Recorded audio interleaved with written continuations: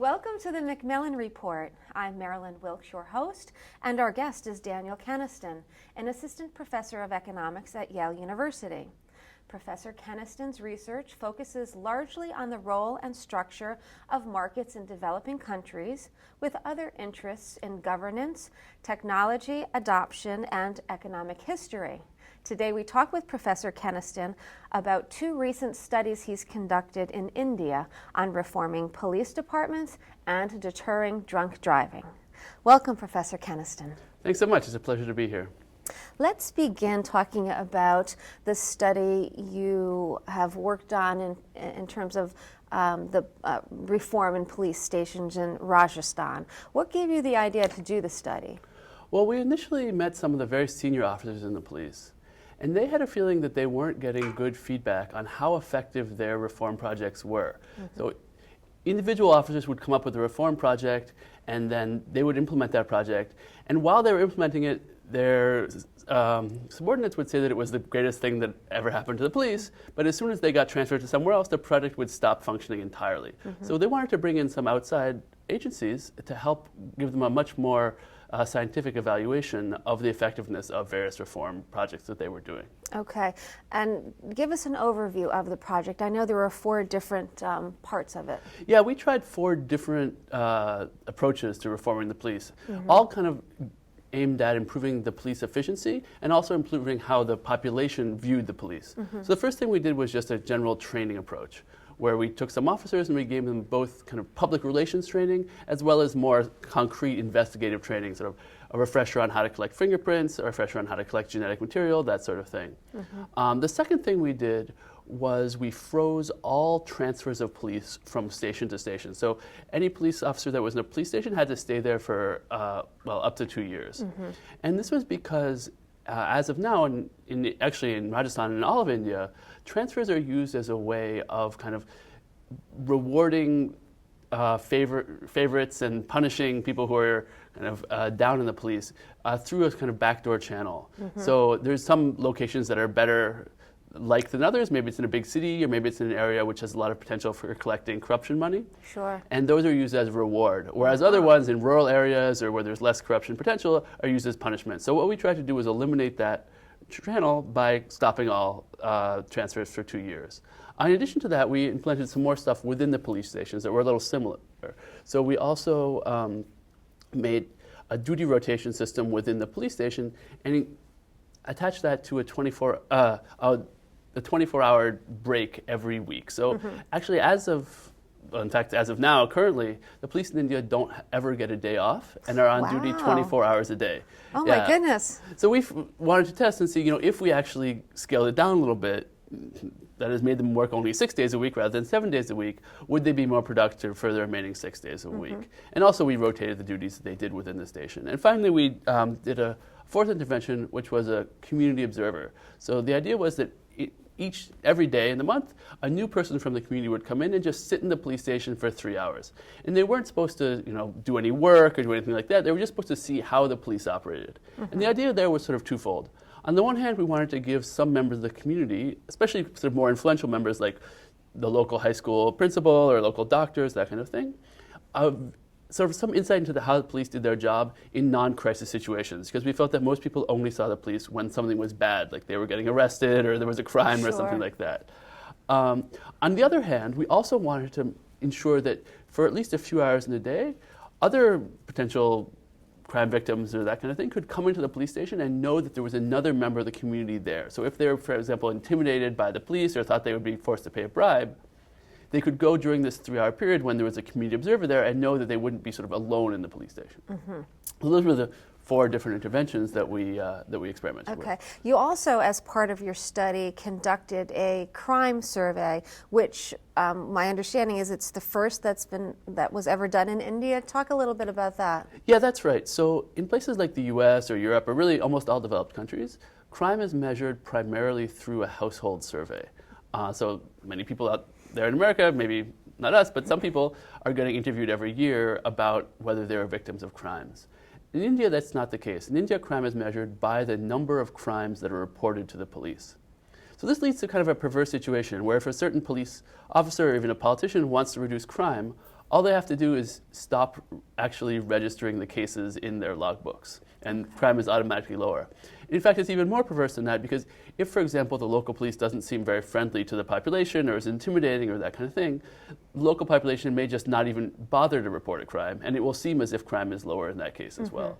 So because of this perverse incentive, the whole crime reporting system in India is actually encouraging the police to do their jobs in a bad way. So what we wanted to do was pilot a system where we would actually collect data on crime in India in a way that was much more similar to the way it's collected in the US, actually a house-by-house survey on whether people had been a victim of a crime. Okay, and was this something done through the mail, or did you visit households? No, we actually hired a lot of people who went literally door to door to randomly selected households, as is done in the US, and asked people whether they had been a victim of one of many different types of crimes. Right. So what were some of your findings of the study?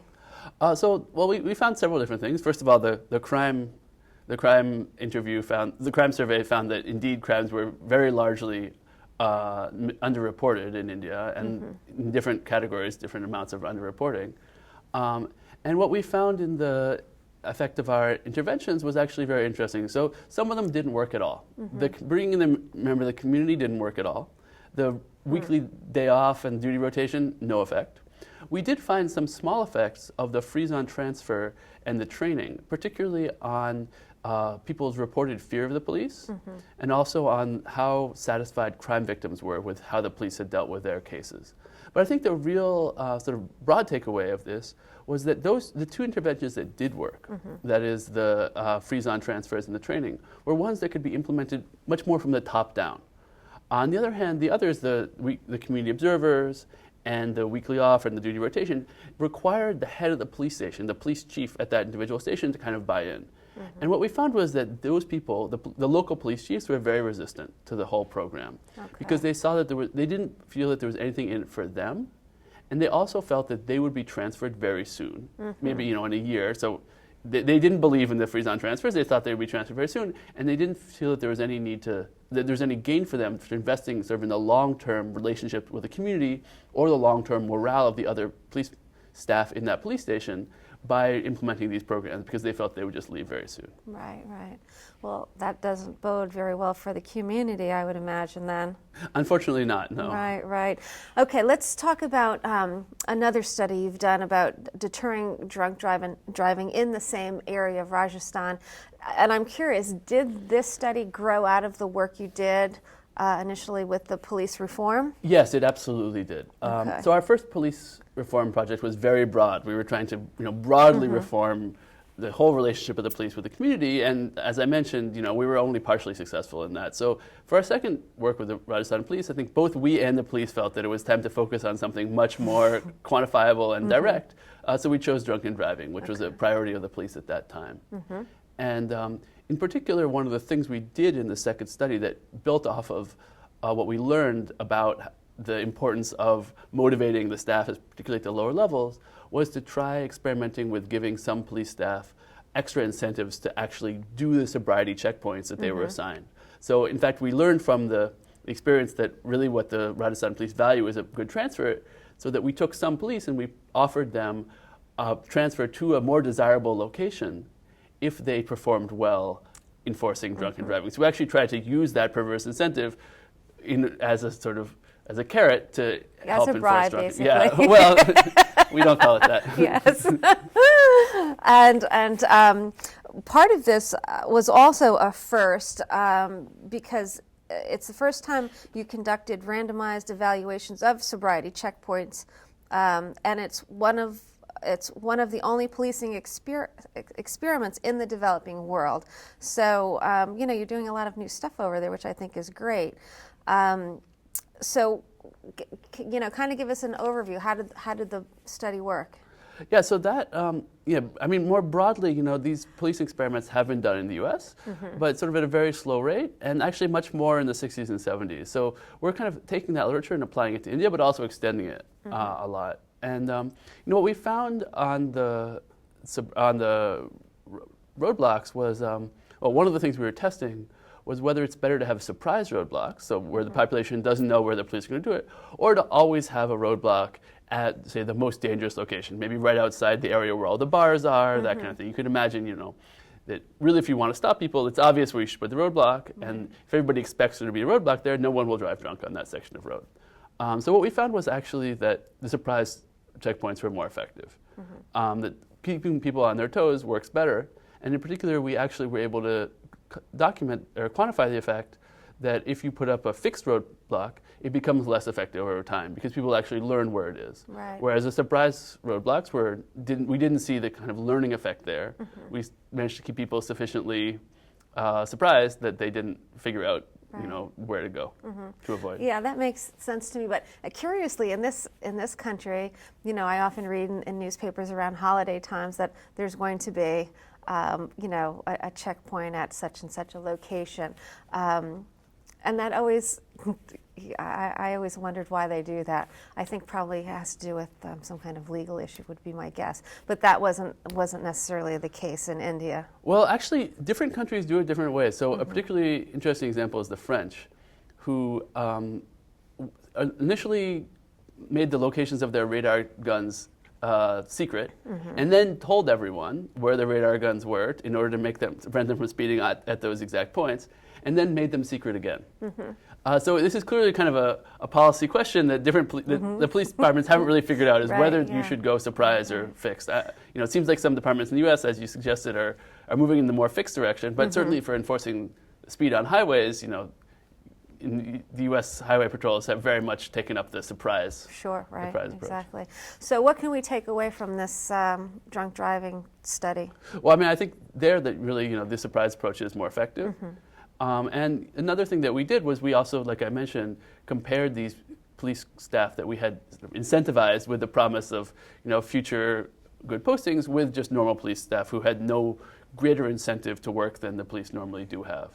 And there we found that indeed the incentivized staff were doing much, much better. Right. And I think this gets at a much broader issue in governance in developing countries, which is that there's very rarely individual incentives either for government bureaucrats in developing countries or for police. Certainly never the types of incentives you would see in like a firm in the US or something where your bonus depends exactly on your performance. Right. And I think incorporating those, even in a relatively mild way, through the offer of future positive transfers, had a very substantial effect on outcomes. And I think that's something that could be generalized to much more areas of governance, both in developing and developed countries. Do you think, based on the two studies that you've done, they will perhaps begin to incorporate more carrots, so to speak, in terms of getting the police to do certain things? Yeah, absolutely. We hope so. India has never had a dedicated highway patrol, and they're now setting one up. And we're in contact with the people who are, developing that and developing the institution of the highway patrol. And they're very interested in this research and trying to build in some of the results of this research into the highway patrol. Did they contact you because they knew about the studies? Yeah, so we now have many connections within the police in India, and they've heard about it through those connections. Excellent. Did you encounter any surprises in either study that you weren't anticipating or expected? I think, the surprise was how similar the police is to, say, a firm in the U.S. in many ways. We expected that the police would work in a very militaristic structure where the incentives or motivations of the staff lower down in the ranks weren't that important for functioning. They would just follow orders. But what we found was that indeed, their incentives matter a lot, and making sure that whatever project you do provides them with some immediate rewards is very important, much more important than we thought it was going to be when we started out, where we thought they would just follow orders blindly. Very interesting. Thank you very much for being here with us today and sharing some of your work. It's my pleasure. I'm happy to talk about it. For more information about Professor Keniston and his research, please visit our website at yale.edu/Macmillan Report. Be sure to join us again for another episode of the Macmillan Report, made possible through funding from the Whitney and Betty Macmillan Center for International and Area Studies at Yale.